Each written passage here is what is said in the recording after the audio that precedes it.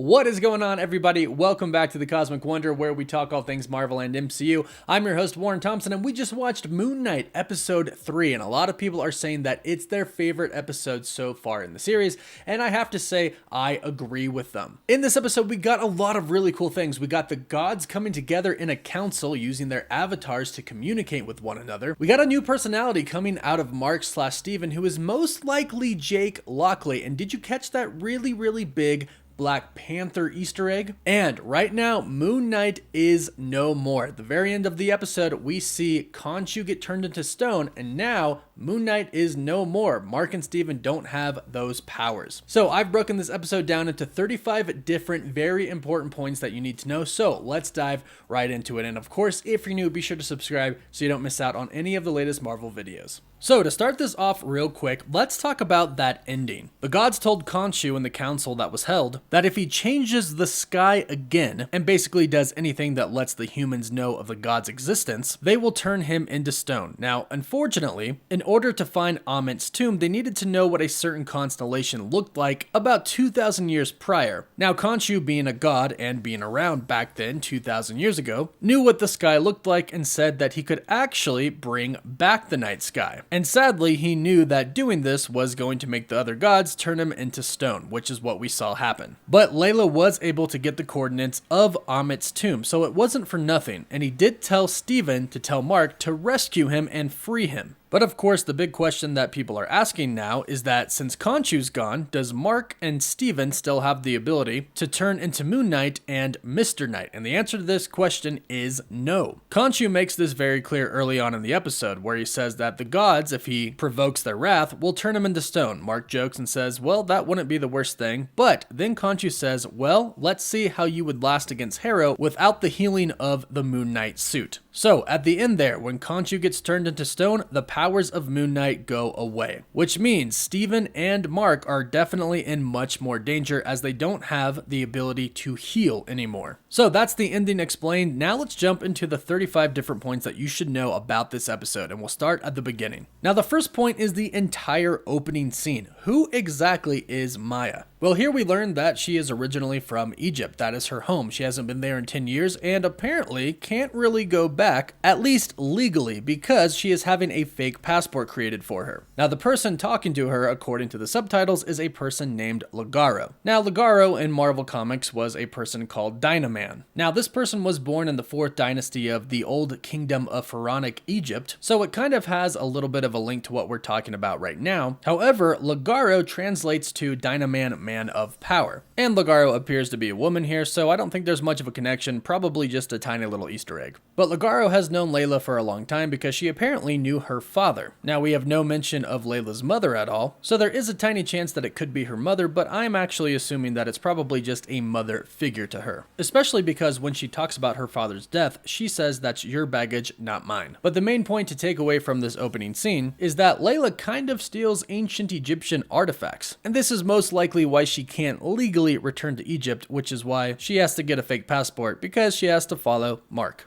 Point 2, we find Arthur Harrow and his cult following in the middle of the desert. The scarab compass has led them to Ammit's tomb. But not exactly, the compass simply points down. As we find out later on in the episode, Arthur can't find the actual tomb. This is why he ends up at Mogart's place looking for the sarcophagus. They have the general location of the tomb, but not the actual location of the tomb, which is why he has everybody digging for it. Point 3, Marc is now in Egypt, and we see him get into some pretty bloody fights. And notice that in these scenes, Marc doesn't fight with the suit. He has this power on his own. He's an excellent fighter, but the suit can heal him, so if he ever got stabbed, he could simply summon the suit afterwards and it would heal him. But a big takeaway here is that Marc doesn't actually have full control over the body. In the past episodes, he's mentioned that the person with the body has full control, but as we see here, he doesn't. Steven actually manages to take the body from him several different times. Marc is fighting Harrow's followers, trying to question them to know where he's digging. But right as Marc has defeated them, Steven takes control over the body and Marc finds himself in a car on the way to the airport. But then Marc sees Harrow's followers again. He catches up to them, but then Steven interferes again. This causes him to get knocked out, but when he awakens, he has a knife stabbed into one of the guys, and he notices that he's killed the other one as well, and the only one left is the kid. Marc says, "Steven, what did you do?" And Steven says, "I didn't do this." Which brings us to point 4. There's another personality inside of this body that is not Marc and is not Steven. This is most likely Jake Lockley. In the comics, there are 4 personas. Marc Spector, who is the mercenary,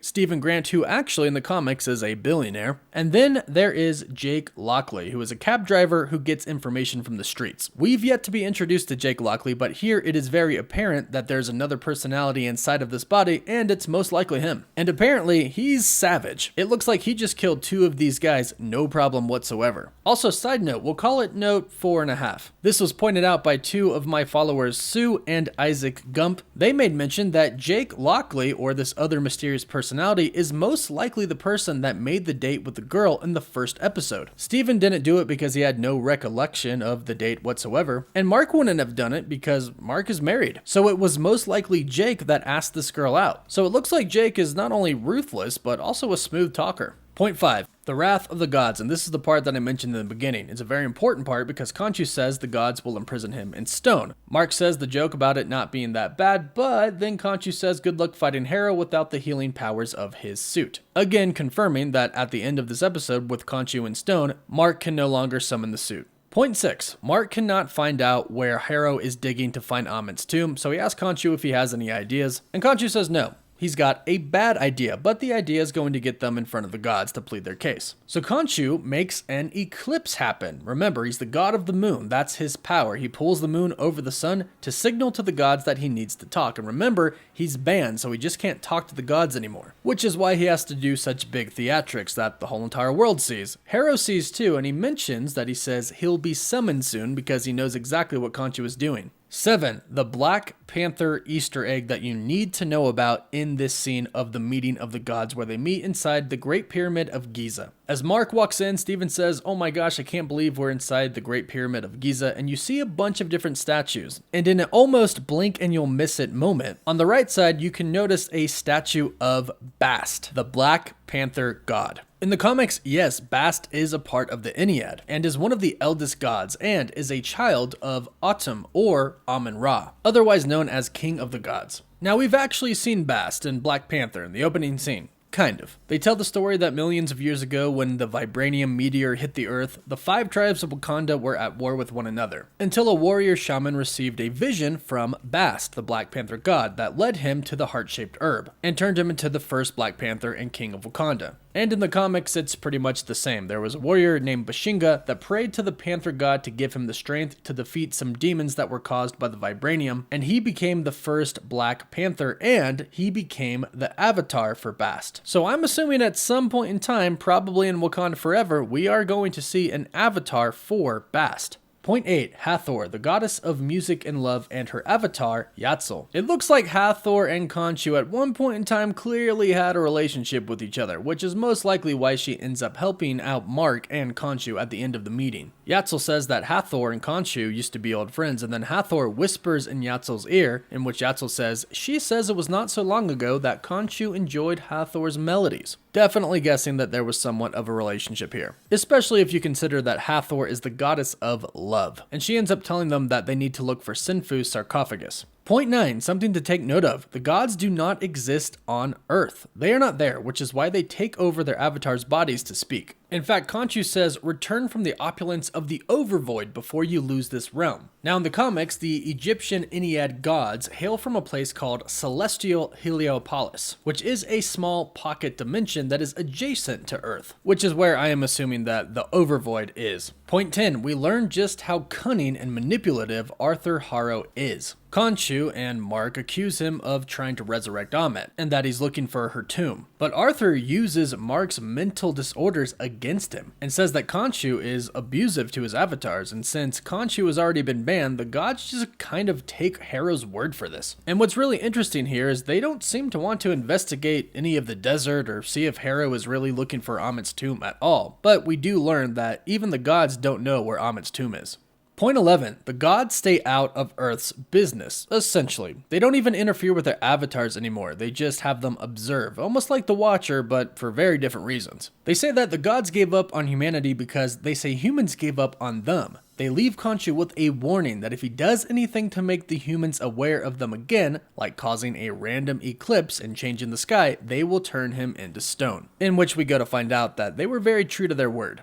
Point 12. Senfu Sarcophagus holds another way to find the tomb of Ammit. Now, in this show, Senfu is spelled S-E-N-F-U, but in actual history, there is somebody with a very similar name spelled S-N-E-F-E-R-U, which would be kind of like Snimfru. And this person was responsible in his time as pharaoh for constructing many different pyramids, and his son and successor was Khufu, who would be the one to finish building the Great Pyramid of Giza, where the Ennead just met. So it would make sense that this person would actually be Senfu, or a play on Senfu that they're talking about in this episode. And according to Yatzil, if they find Senfu's sarcophagus, they will find a map to Ammit's tomb. Point 13. Marc goes back to the black market where he ends up finding Layla. Or I should say, Layla finds him. And it's very convenient that she knows exactly where to find him, isn't it? This scene is interesting because she says that her name might piss off a few locals. It makes you wonder what she did, or perhaps what her father did while he was an archaeologist there. However, since she needed a fake passport to get back into the country, it's most likely that she stole from many people there and probably stole something pretty important. Also, note that Marc says it's not the locals he's worried about. He looks up at Khonshu when he says this because he's worried about Khonshu choosing her as his next avatar.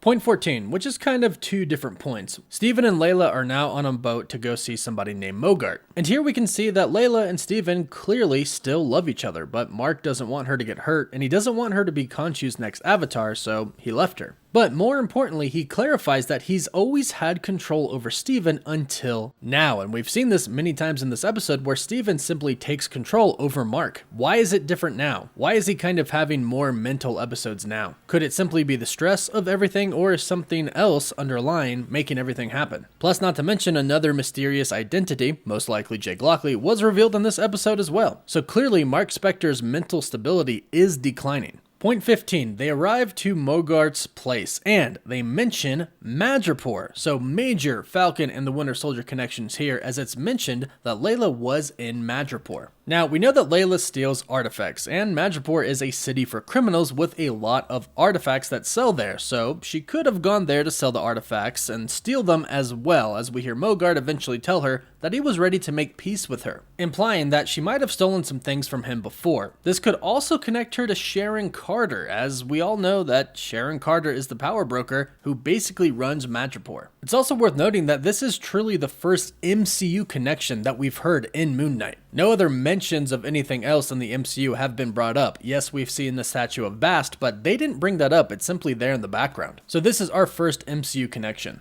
Point 16, and this one is pretty sad. Mogart. Mogart is actually played by the actor Gaspard Ulliel, who died only months ago, sadly. So rest in peace to him and peace to his family. But point 17 is about who he actually is, Anton Mogart, or otherwise known in the comics as Midnight Man. Now, Midnight Man in the comics has major Moon Knight connections. Midnight Man was a costumed criminal who stole art treasures, until one time he was stopped by none other than Moon Knight. And then, of course, from there he sought revenge, and he worked with Bushman, who was the person who originally killed Marc, to get revenge on Moon Knight. And I wouldn't be surprised if Mogart goes on to work with Harrow, since they basically replaced Bushman with Harrow. And note that we don't actually see Mogart die in this episode. Marc hits him with a crescent, but he doesn't actually die. Or at least we didn't see it, and you know how Marvel is. If you don't see it, there's a chance they could come back. Point 18, they get to the sarcophagus and Layla confirms that it's legit, but doesn't see any type of directions to find Ammit's tomb. This is where Steven comes in the reflection, and he says that it's coded. Now we see more bickering between Marc and Steven, each wanting to stay in control over the body, but they actually work together here. Steven knows about ancient Egypt, but Marc knows how to fight. And Steven agrees to help in order for there not to be a bloodbath. So Steven says, check the cartonnage, fold them and put them together. That should arrange a constellation, which should tell you where the tomb is. However, unfortunately, they are interrupted, which brings us to point 19, a point that could easily be overlooked here. The guy pulls a gun on Marc and Marc's training comes out and he easily takes the gun from the guy. Okay, no big deal. He can easily say, sorry, it was a reaction. But Layla kind of blows it here. She says, Marc Don't, in which she reveals his true name, not the fake name that she told Mogart. Now, point 20. Unfortunately, Harrow comes and he kind of makes a mess out of everything. This proves, though, that the scarab compass didn't work 100%. It took them to the general location of the tomb, but after all the digging, he can't find it yet, so Harrow went after the same clue as Marc and Layla to try and better narrow down his search. That and, to simply screw up Marc and Layla, to try and keep them from getting to the tomb themselves. Now he does kind of make a little bit of a mess. He mentions Layla's father's murder and that Marc doesn't tell her the truth, and he doesn't tell her because he believes that she won't love her after. Now this is most likely due to the fact that he was there when her father died. Her father was most likely killed by the person who ended up killing Marc. In the comics, it was Bushman. And it very well could be Bushman in the show when they do a flashback of what happened. He just might not be a prominent villain in the show. But I'm assuming Arthur is trying to make it seem like Marc is the one that actually killed Layla's father, and that may be what some people believe, but I don't think so. I think Bushman killed her father and then Marc rebelled against him, much like what happened in the comics. Now Harrow gets Mogart's attention by using some of Ammit's powers with his staff, but then Marc decides to summon the suit. And we get point 22, which is the iconic Moon Knight crescent cape. He jumps in the air and we see it in all of its glory. And then he goes on to use it to block some bullets and save Layla. Layla says borrow him some time. He says he can do that, which brings us to 23. We get a good look at Moon Knight's powers and abilities here. We see that the suit is bulletproof, and we can see him throw his crescent darts, and we see him use his crescents as well. Point 24. While Marc is fighting, Layla gathers the map, and we see a look at her fighting skills, showing us that she's been through a lot as well with Marc, where she's clearly picked up how to fight. After all, she is the wife of a mercenary. It makes sense that she could throw down. Point 25. Here we see Moon Knight kick some serious butt. He breaks some arms, he breaks some legs, and he takes bullet shots like they're nothing. But Steven is fighting him the whole entire time until he eventually manages to take the body from Marc without even using a reflection. And as soon as he takes the body, he turns into Mr. Knight immediately. And Steven thinks his nice guy attitude can solve everything and that they can just talk a bit, but he finds out really quickly that these killers don't talk, they kill. And he gets impaled by a spear. He then quickly gives the body back to Marc, saying, "Take the body back, take the body back." And point 26, notice how Marc doesn't really get hurt when he gets stabbed. This is because, of course, the suit has the power of the god Khonshu, and although he doesn't look too hurt, they do manage to pin him down with enough spears. Now again, Khonshu mentioned earlier on that the suit has the ability to heal him, but it looks like he's not in too much pain as he gets stabbed. But Moon Knight getting pinned down causes Layla to kick into high gear and pull out some secret daggers that were a part of her clothing. Then she shoots somebody that's on a horse. But unfortunately, Mogart knocks her down and is about to go at her again, which fortunately causes Marc as Moon Knight to completely crush the people who were stabbing him and holding him down. He takes what he was stabbed with and he stabs them in the stomach and the chest, which is something we don't see too much in the MCU. It's a little bit more violent and it's kind of cool to see.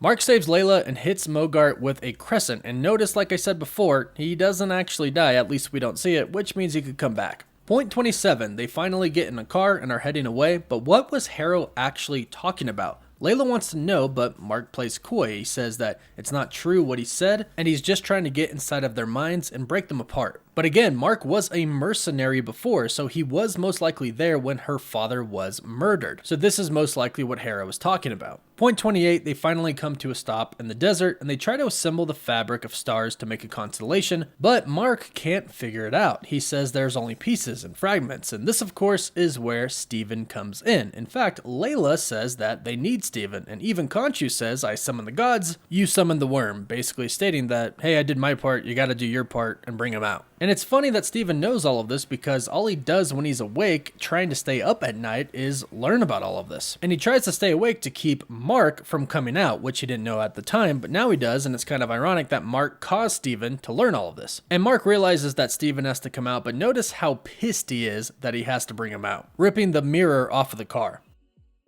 In point 29, Steven immediately gets down to it. He knows exactly what to do, stating that Egyptians invented modern navigation, using the sun and the stars instead of landmarks, since the desert is just vast nothingness. Steven makes it work, but unfortunately, it's not that simple. The constellation was marked over 2,000 years ago, which makes it not entirely accurate, so the only way to know is to know exactly what the stars looked like that night 2,000 years ago. Fortunately, they have the god of the moon on their side, whose moon god powers apparently include the ability to turn back the night sky. But it comes at a cost. Khonshu knows he'll be turned to stone, but he still does it. He still turns back the stars, showing us that he truly is out to do good and not bad. He seemed a little sketchy by picking Marc, someone with a mental disorder, and threatening him by saying that he'll pick his wife as the next avatar, but here we see that, overall, he does want to save everybody and keep Harrow from resurrecting Ammit. Point 30, a little bit of foreshadowing here. Khonshu tells Steven to tell Marc to free him once he's imprisoned in stone. Now, since we know that since Khonshu's gone, Marc and Steven no longer have the suit, we know that they'll need to get it back eventually, which means they'll need to free Khonshu, and I'm guessing that this is going to be a super epic scene in one of the future episodes. In point 31, together, Steven and Khonshu turn back the stars, and Khonshu is imprisoned in stone in a stone statue of himself. And we notice that this completely drains Steven, and he no longer has the suit to restore his health and energy. Khonshu gets imprisoned because everyone in the world can see what he's doing, reversing the night sky, which goes directly against what the gods told him to do, so they imprisoned him, keeping to their word.